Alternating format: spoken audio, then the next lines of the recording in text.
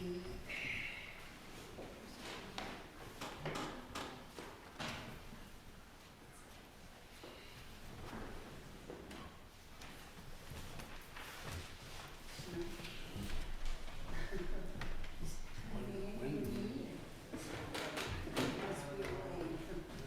couple of minutes. We'll ring this bowl right here, and that will be the signal to start. Okay, and then we're able to do the welcome.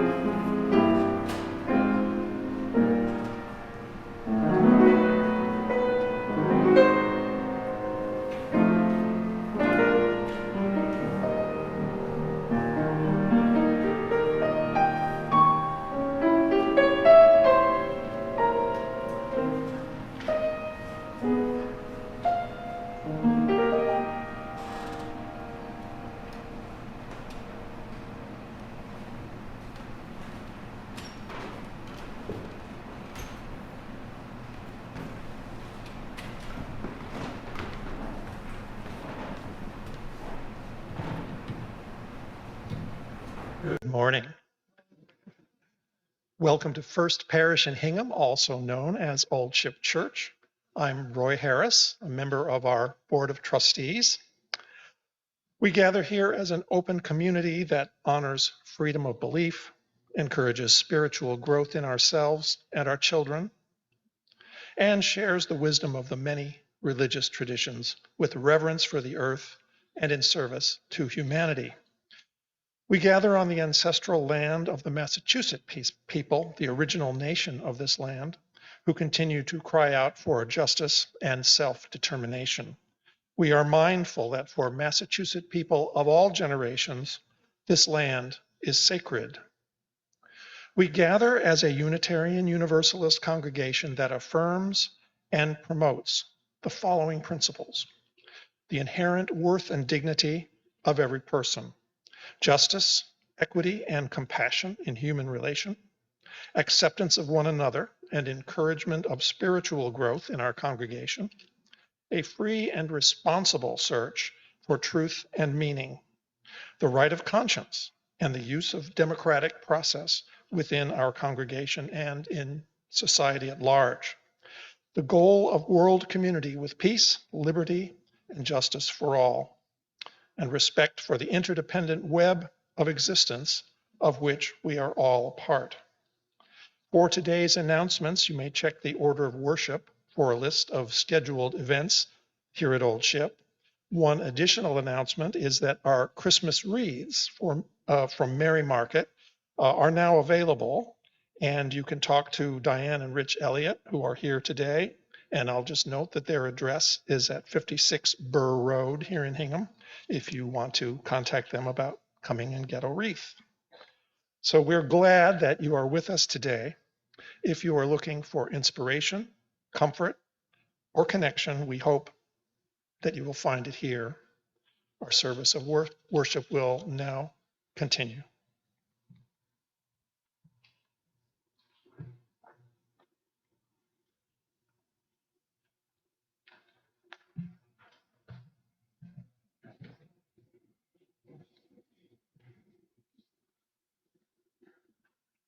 It's my pleasure to be filling in for my dear friend and your minister, Edmund Robinson.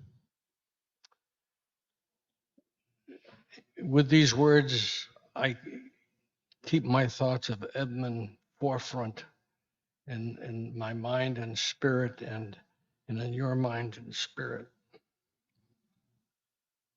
May the light of truth illumine our minds. May the spirit of love set our hearts on fire. May the flame of freedom and worship burn brightly within us now and always. And may our prayers for healing for Edmund be realized and become real. Blessed be.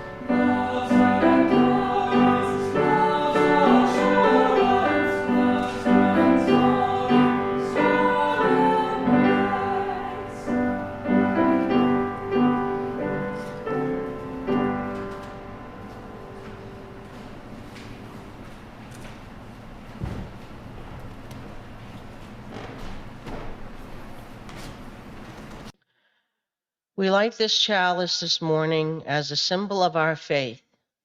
May our many sparks meet and merge in communion of heart and soul. Deep calls into deep. Joy calls unto joy. Light calls unto light. Let the kindling of this flame rekindle in us the inner light of love, peace, and hope.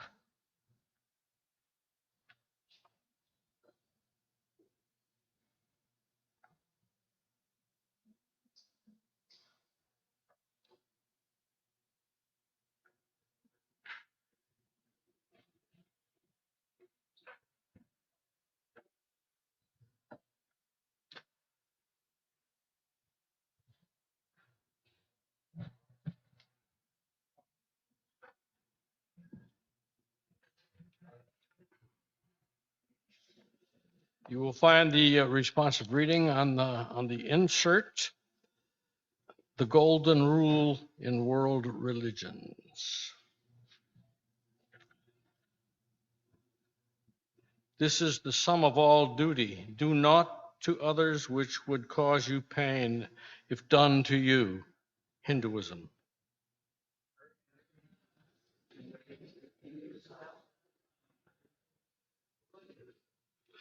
This is the maxim of reciprocity or loving kindness.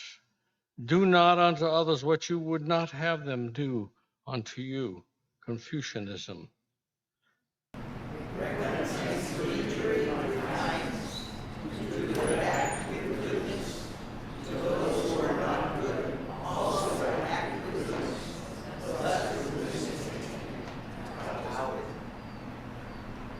Nature only is good when it shall not do to another what is not good for its own self. Zoroastrianism.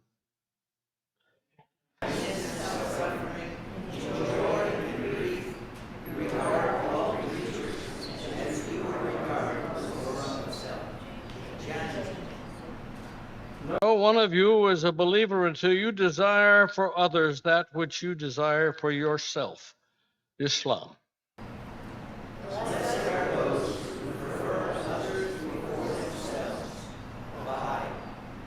What is hateful to you, do not to your neighbor. That is the entire law. The rest is commentary.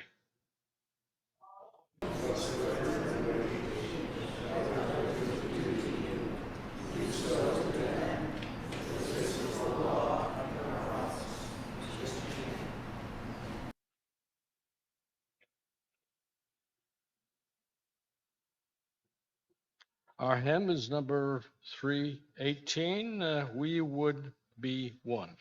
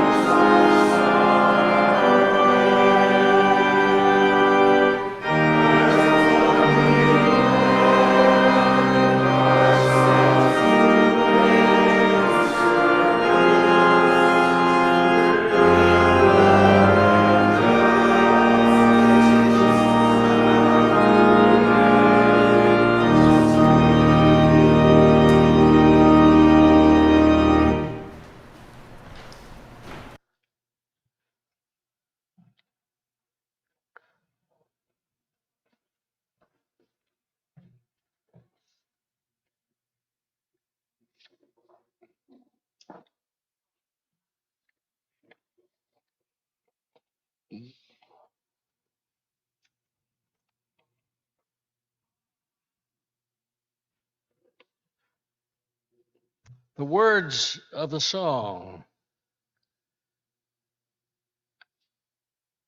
From a distance, the world looks blue and green and the snow-capped mountains white.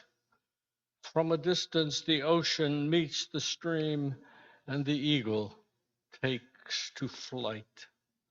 From a distance, there is harmony and it echoes through the land. It is the voice of hope.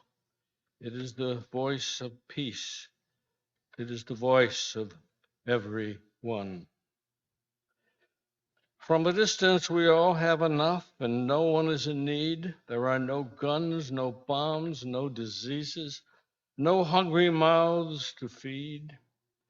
From a distance, we are instruments marching in a common band, playing songs of hope and playing songs of peace.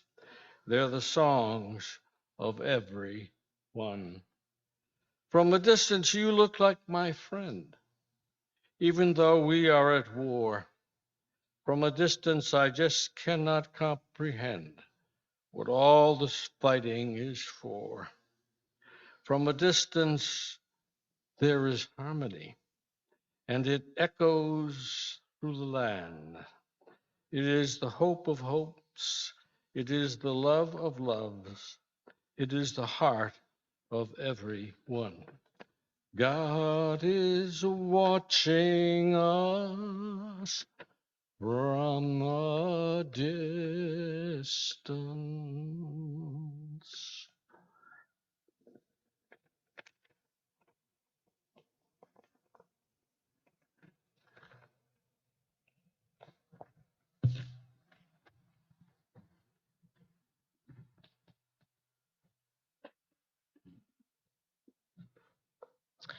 And now it's time for sharing of joys and concerns. Normally, Fan would be here, but she's a little under the weather today, so I'm going to do that for her. If I could have Clayton, great, he's going to do the microphone.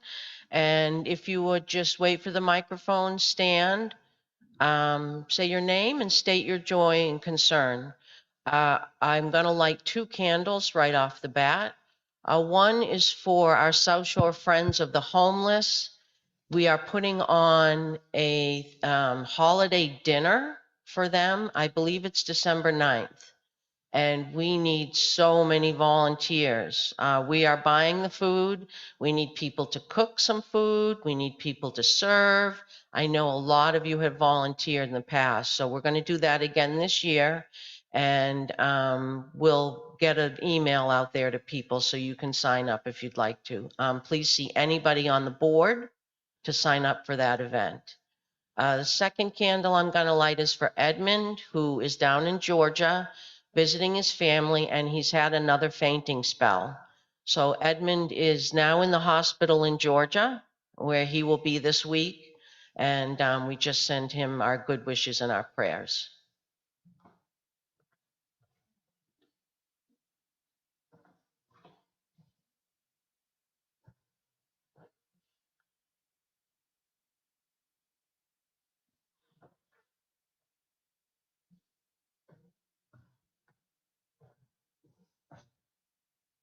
Anybody, joy or concern?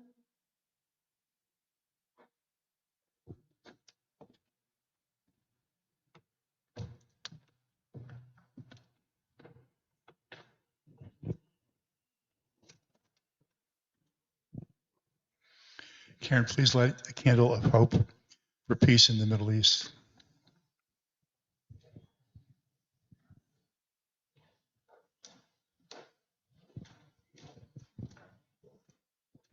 Hi, I'm Lisa Patterson. A prayer for our nephew up in LA who's going through a battery of tests this week to check if he's going to get some biopsies. So he's been pretty sick. So we're hoping it works out.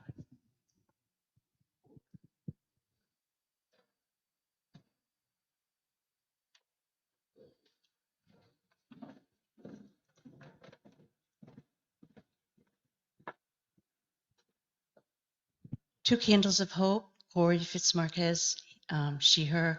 I just learned that our dear friend Diane Elliott will have some surgery very soon, and I want to light a candle for that, as well as a candle of peace and productivity for our halls of justice in Congress.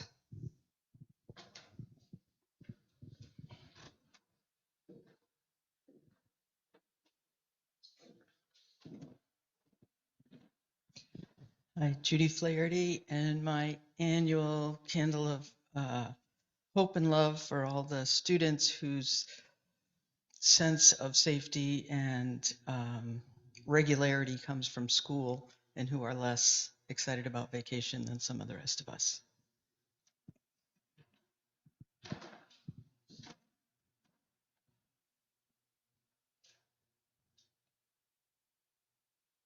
Is there anybody on Zoom, Paul?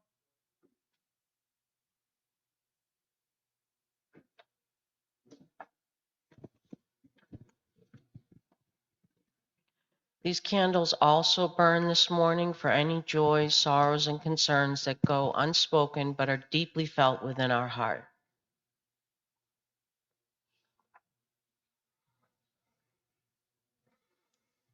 And now, if you prepare yourself for meditation, this is a reading called What is Your Religion? And I want you to think, what is your religion? I am Christian because I try to follow God's rule of love as Jesus did. I am Buddhist because I reverence the Buddha's way of compassion to all beings. I am Hindu because I see the divine unity in a myriad of avatars. I am Jewish because the law still guides me and the prophets still challenge me. I am Muslim because I bow before the one God, the beneficent, the merciful. I am Sikh because I heed the Guru's witness to the worth and oneness of us all. I am of other religions too, for the truth has many channels, the divine so many messengers. I am Unitarian because that way I can embrace the unity that I see in all. And finally, as you use, we would add. I am Universalist because I believe that the doorway to health, healing, salvation, and wholeness is never closed. So count us, O Creator of all, as children of your wondrous universe. May we take a moment.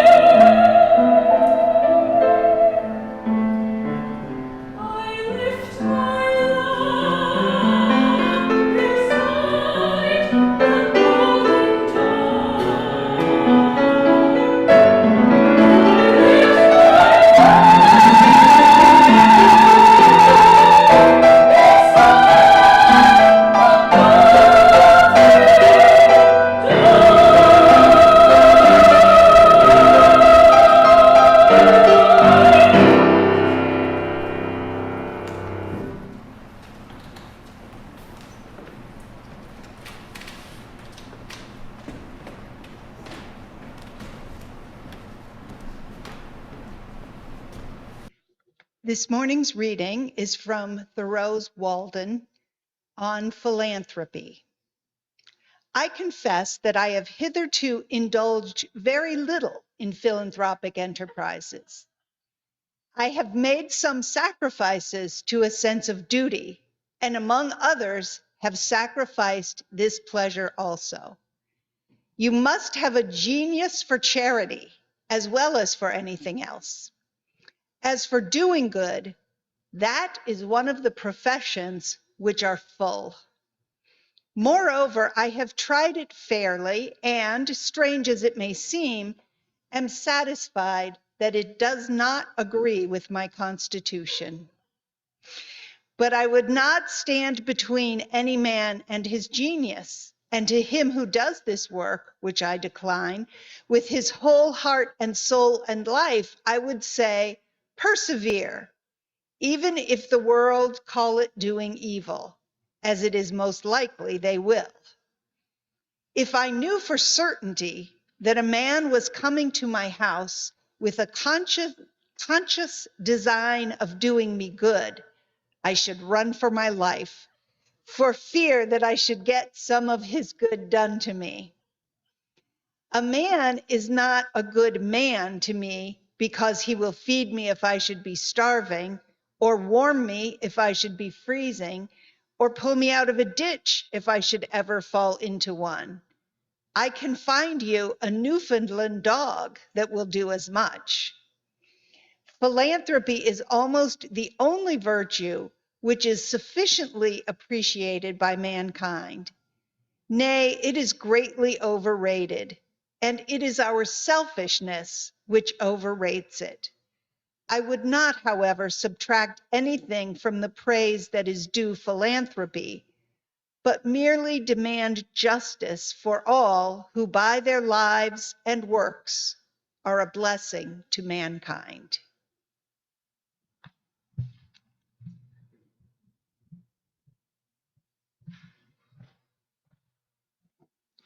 Our offering will now be given and received.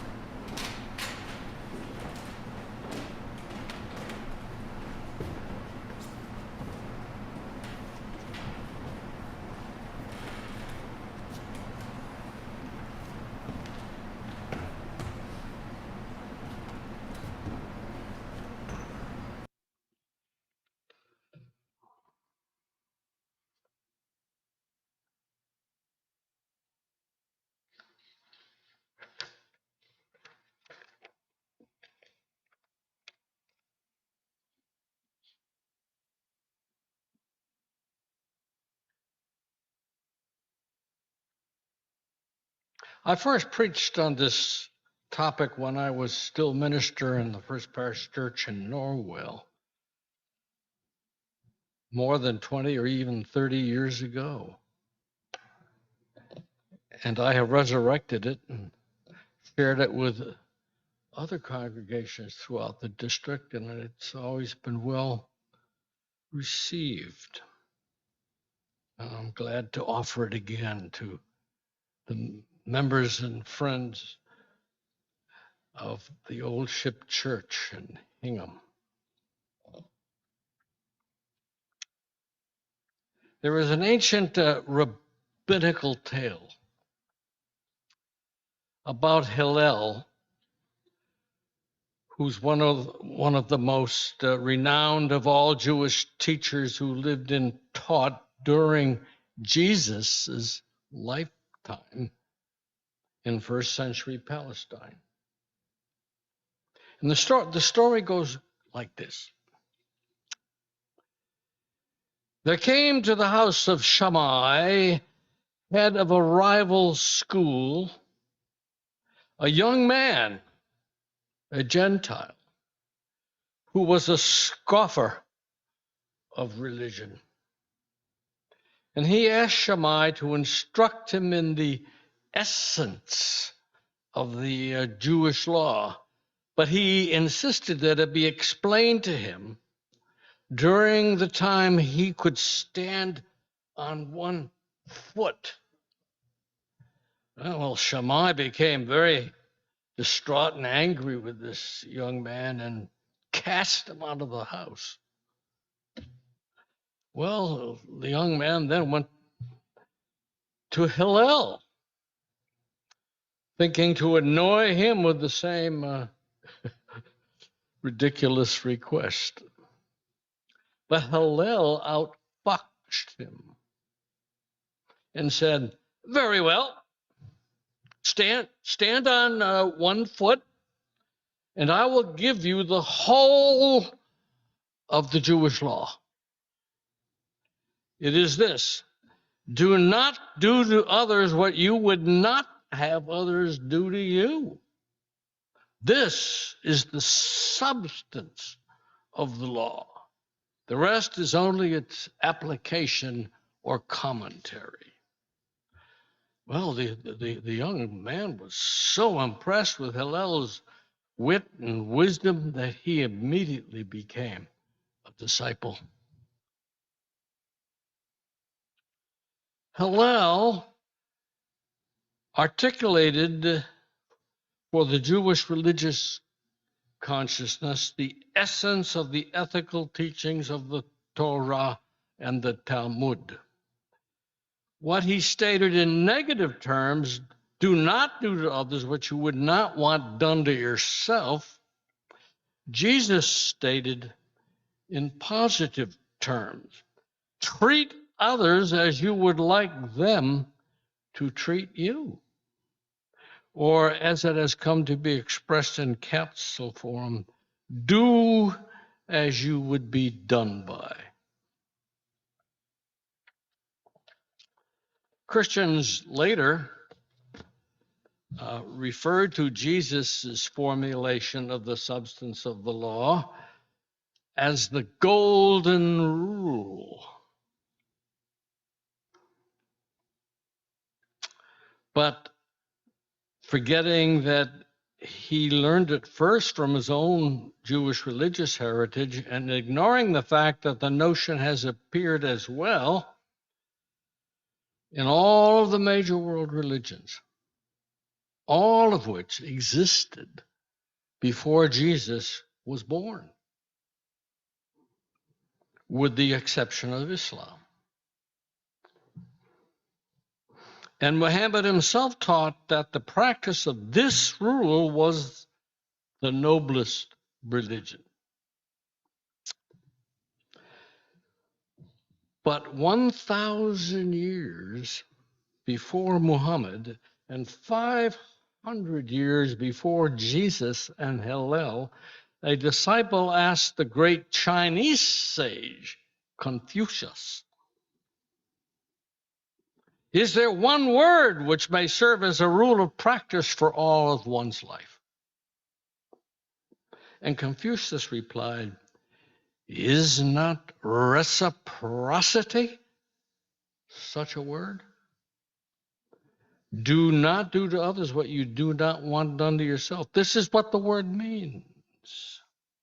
If you act thus, your public and your private life will arouse no ill will.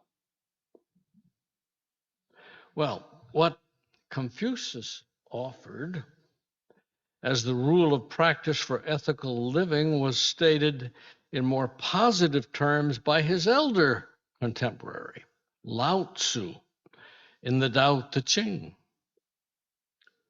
who said it this way: recompense injury with kindness. To those who are good to me, I am good.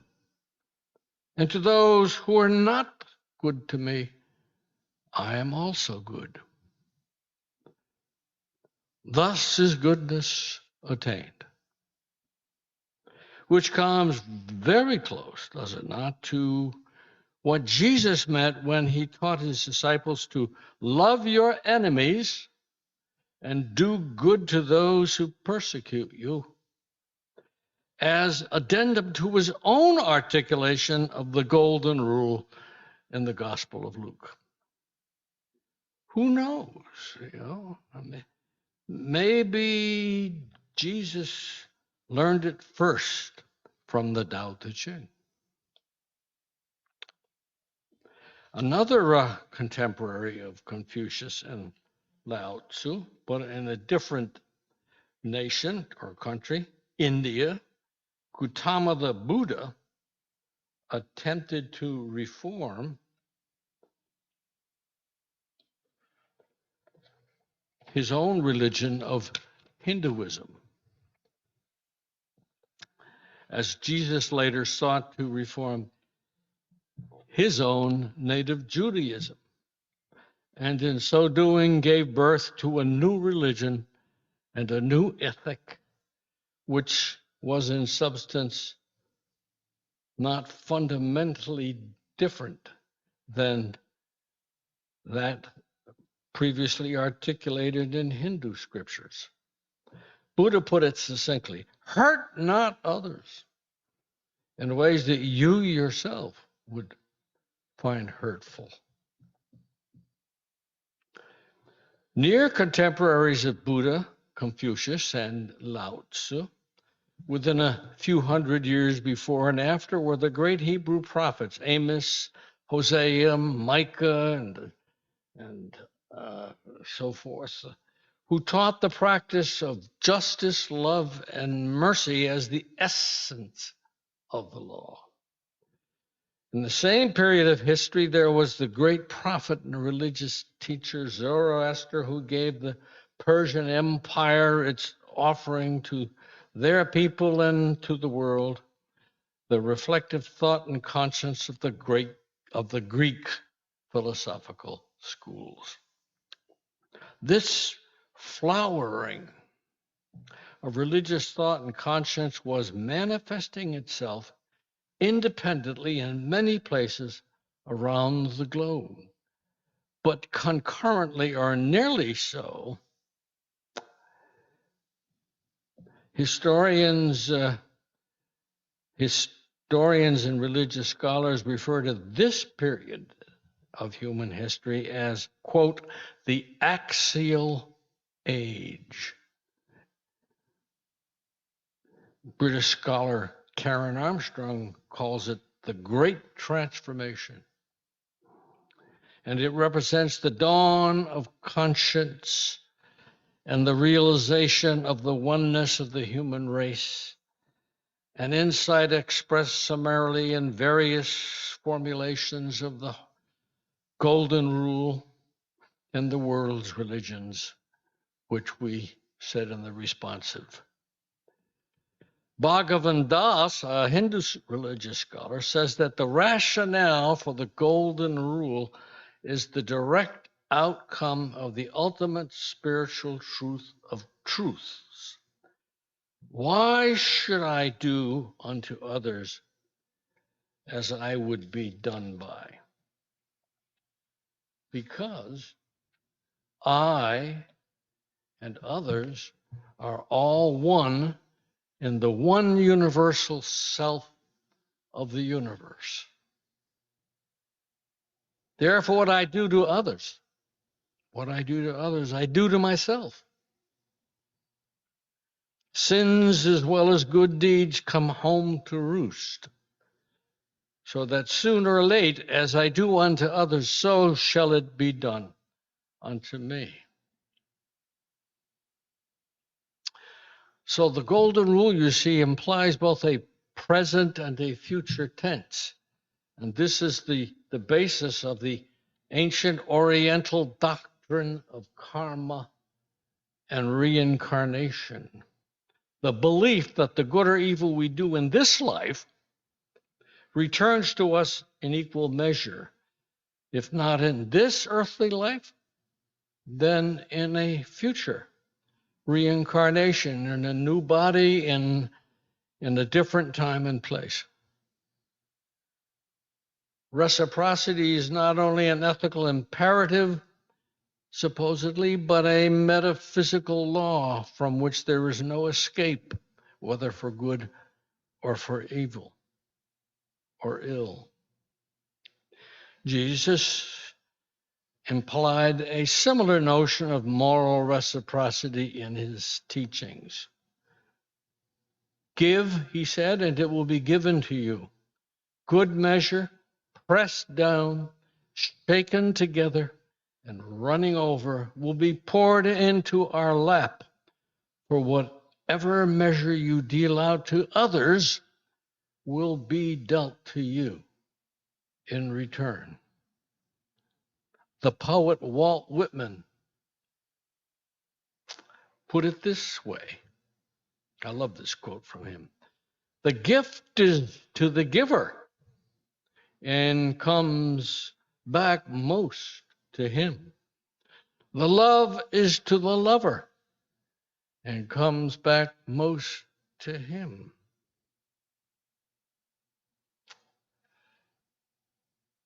It cannot fail.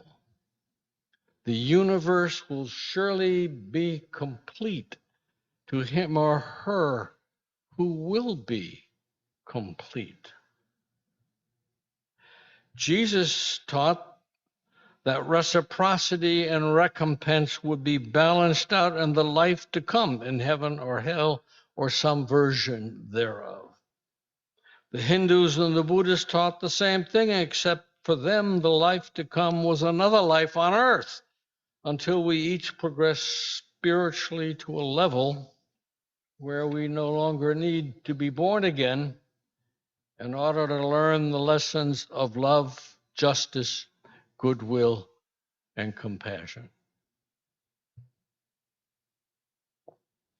Well, the Golden Rule is certainly no proof of this ancient Oriental doctrine, but it's easy to see why the two are so closely intertwined. For those who cannot accept belief in life after death or of rebirth, the ethical imperative, you might say, of the Golden Rule still makes sense as an affirmation of the way human life and society ought to be ordered. For those who attempt to live by the Golden Rule, it becomes a faith statement for the building of an ideal future world. Bhagavan Das notes that the Golden Rule does not attempt the futile and impossible task of abolishing egoism or selfishness. On the contrary, he says it makes egoism the measure of altruism. Do as you would be done by. Love your neighbor as yourself because it's in your best interest to do so. But only those who can see that their true self is equally present in the neighbor will realize this underlying truth of the Golden Rule. Well, the Golden Rule is easy to remember and inscribe on the memory, but ever so difficult to put into practice in the daily complex and sometimes ambivalent circumstances of personal, social, and political life. It's just as difficult for us Unitarian Universalists as it is for everybody else. Also easy to say, but ever so hard to do on a day-to-day basis. It's been noted that the Roman emperor, I like this piece of history, the Roman emperor Severus had the rule inscribed on his palace walls. But he didn't do very well in terms of translating it into political practice. Severus, you might say, was a rather severe practitioner of the rule when applied to his poor, oppressed subjects.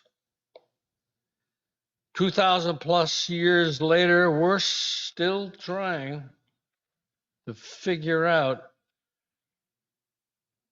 how to make it into more than just a trite moral maxim with little to no social substance or practice. Oh, it's easy to be in favor of the Golden Rule as long as it doesn't have anything to do with welfare, Social Security, taxes, making sacrifices for energy and ecology and the deficit, providing health care for all citizens, or changing our wasteful and selfish habit patterns of consumption. As Bhagavan Das so astutely observed, the Golden Rule cannot but remain a mere pious wish unless and until it is provided with a technique and a complete social organization. What that social organization should be, what form it should take, oh, God only knows. Neither unbridled capitalism nor monolithic communism will do the job. Perhaps some blending, you might say, of Democratic and Republican proposals and programs will get us started on a new path again.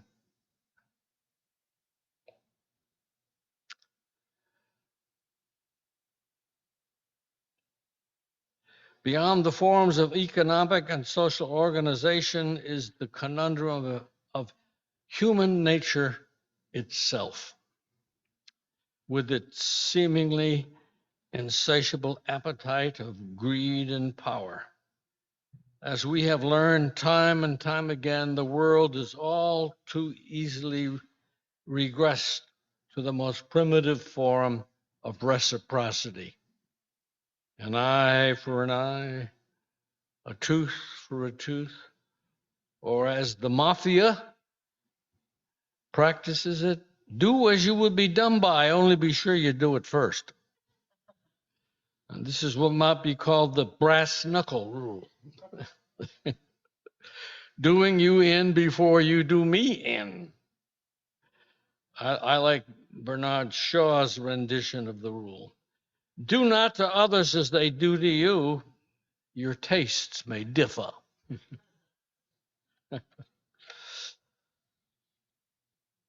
Clinton Lee Scott, one of our great 20th century Universalist ministers, reminded us that though the Golden Rule is a great summary religious principle, it hardly contains within itself the answers to all the many moral problems that we face.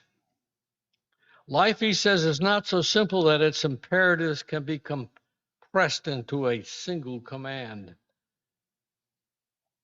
How often have you heard someone say, I'm not really religious?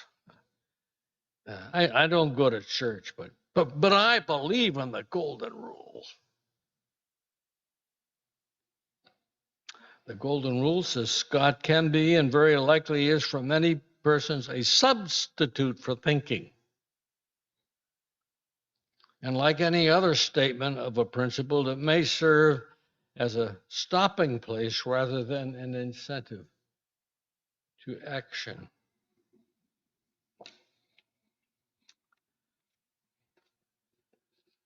A family friend of mine alerted me to something called the Platinum Rule, which is taking the golden rule, another step further. The golden rule says, do unto others as you would have others do unto you. The platinum rule advises, treat others how they would like to be treated. The golden rule places the emphasis on you, whereas the platinum rule places it on the other person. The golden rule is me-centered, whereas the platinum rule is you-centered. For you use, you and you and you and you and you. The platinum rule is more useful in business and in customer service. In summary, the golden rule is about treating others the way you want to be treated, while the platinum rule is about treating others the way they want to be treated. Interesting twist of reasoning. What do we do, my dear friends, with folks who pluralize their pronouns? Nothing wrong with that, is there? No. He and she become they and them. So do we have additional metallic rules?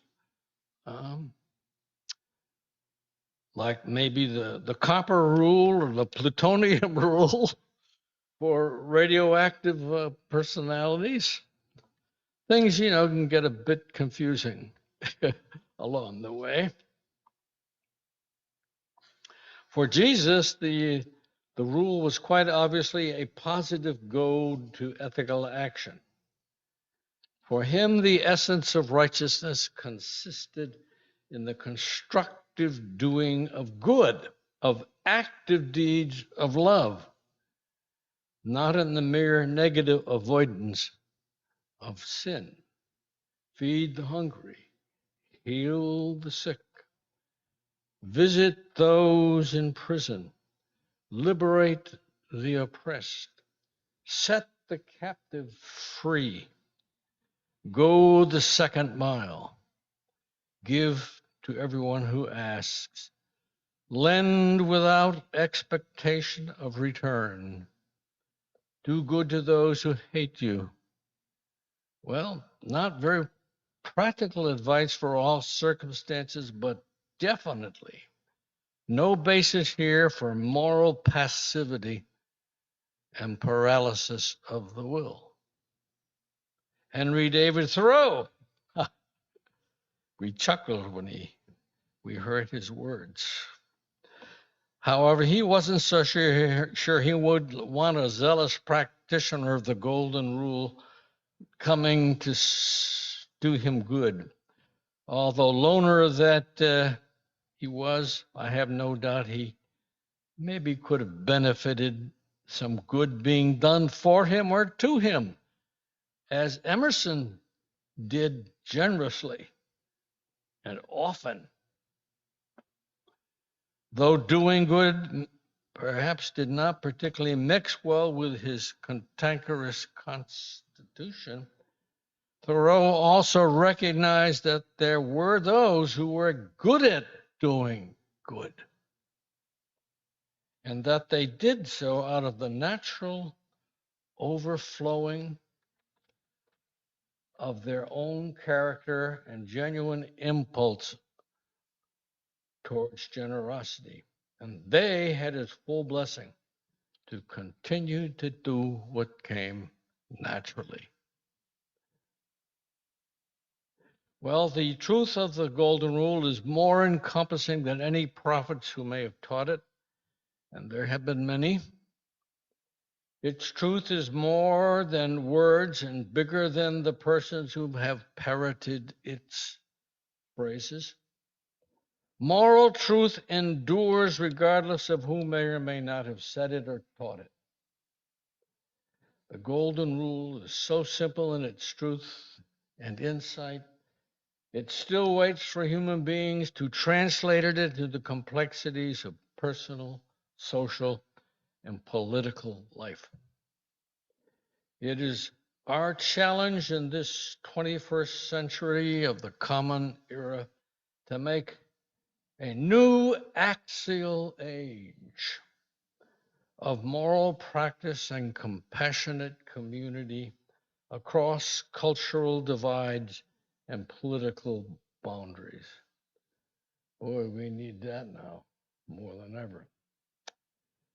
Doing good and practicing the Golden Rule during this stressful period of war and the global pandemic of the coronavirus is a challenge we never could have imagined. We're having to learn again these days how to love one another, not just by sticking together all of the time, but also staying apart and creating a safe space to communicate. Who'd have thunk it even, a few years ago? And I'm waiting for someone to resurrect Bette Midler's song From a Distance to celebrate peace and love in this new normal world we're living in. From a distance, there is harmony, and it echoes through the land. It is the hope of hopes. It is the love of loves. It is the heart of everyone. God is watching us. God is watching us. God is watching us from a distance. And yeah, she is watching us close up too. Someone on Facebook said not too long ago that we need to imagine the act of wearing a mask in public gatherings of whatever kind, not as an infringement on our freedom, but rather as the simplest act of kindness that we can do in such a situation and time as this. Not just for ourselves, but for others who might have immune issues that could have devastating repercussions. So let us learn to love one another again in new ways. Yeah, up close. Hey, you bet. But also from a distance. Being and setting rules for interaction up close or from a distance. You need them both. All this is meat, however, for another sermon, but not for this one. Gone on long enough, I think. Let us pray. Spirit of wisdom and compassion, you have spoken clearly in the words of your religious prophets and teachers the world around. Dare to speak again, even in us, human and limited as we are, not only in our words, but in our thoughts and actions and deeds. And let us add a new twist to the Golden Rule, up close and personal, but also from a distance. May we not grow weary in well-doing, but be ever nourished by eternal springs of love and justice, mercy and forgiveness. So be it. Amen. Blessed be.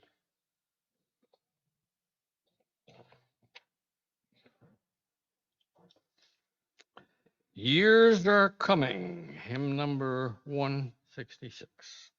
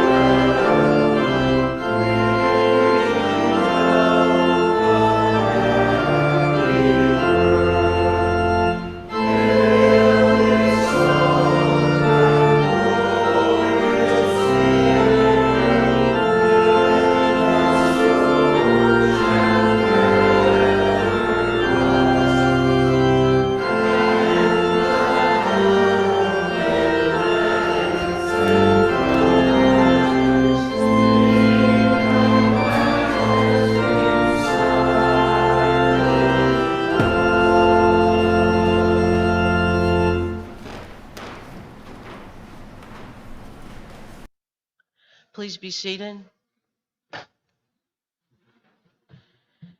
And now in your order of worship, you'll find extinguishing the chalice words. If you could please read them with me. We extinguish this flame, but not the light of truth, the warmth of community, or the fire of commitment. These we carry in our hearts until we are together again.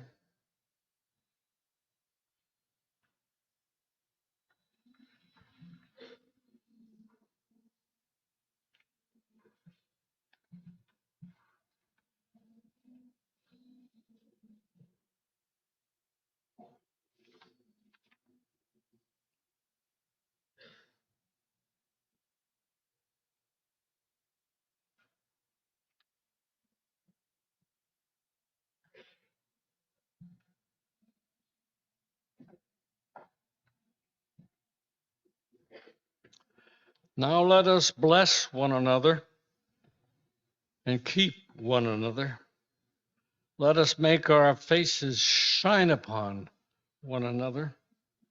Let us lift up the light of our countenances upon one another. And in the great adventure of living, give each other peace and joy and love, both now and forevermore. Blessed be. Amen.